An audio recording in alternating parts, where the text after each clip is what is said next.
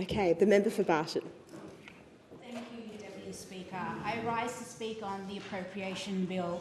I have had the opportunity to practice as an employment and industrial relations lawyer for about 10 years. I've had the privilege to help workers with underpayments, unfair dismissals, general protections, enterprise bargaining and much more, and this experience has traversed through various industries such as construction and health. I've also been able to support employers navigate workplace relations law, ensuring that they are compliant whilst providing the advice and representation that balances our operational challenges and the rights of workers.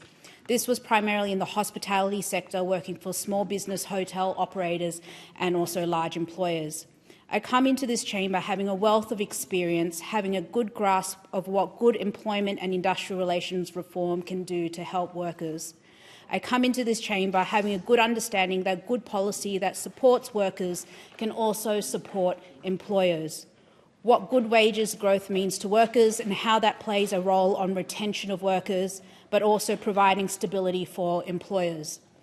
The Albanese government is committed to workers keeping more of what they earn and supporting Australians with the cost of living.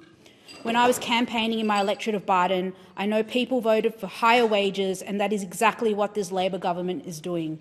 Real wage growth is pertinent to help workers with cost of living, but make sure that they can get ahead. This government has delivered the strongest annual real wage growth in 5 years. We can see that the reforms for enterprise bargaining are having a practical impact, where there is a record of 2.8 million Aussies are covered by an enterprise agreement. One thing I learned during my time in the union movement is that people covered by an enterprise agreement tend to have much higher wage growth than those who are on the award.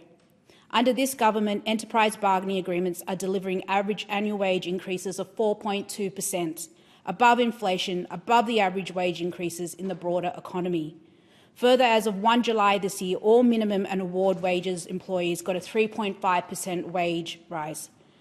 This Labor government has consistently advocated for sustainable minimum and award wage rises in the Fair Work Commission to ensure we protect our low-paid workers from the pressures of cost of living. I know how important penalty rates are to my community of Barton, especially young workers, but also across this country. The recent legislative changes guarantee that approximately 2.6 million people who are award-reliant, who slog it hard on public holidays and weekends at the cost of not being with their family and friends, have their penalty rates protected.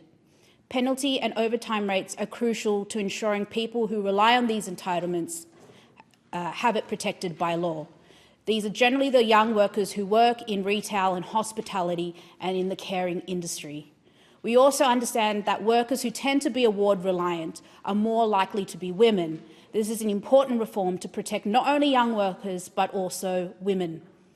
Furthermore, this Albanese Labor government has focused on reform to remove barriers from bargaining that have been especially significant for workers in low-paid, female-dominated sectors like childhood education and aged care.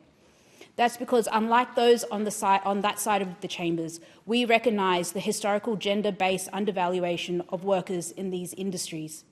Because of an Albanese Labor government, this means that the gender pay gap is now at its equal lowest level on record of 11.5%. We have placed gender equality at the heart of economic management approach by passing legislation to enable that principle in the Fair Work Commission's decision-making process. Deputy Speaker, we on this side of the chamber understand that these policy reform is what Australians and the people of Barton voted for. Because when we talk about wages, workplace laws and fairness, we are really talking about people. The nurse finishing her multiple night shift in a row, the hospitality worker spending every Saturday night behind the bar instead of with their family, the construction worker who just wants to get home safely after a long day on the sites. These are the Australians who trust us to get it right, to deliver a system that values their contribution and rewards their hard work. And that is exactly what this Labor government is doing.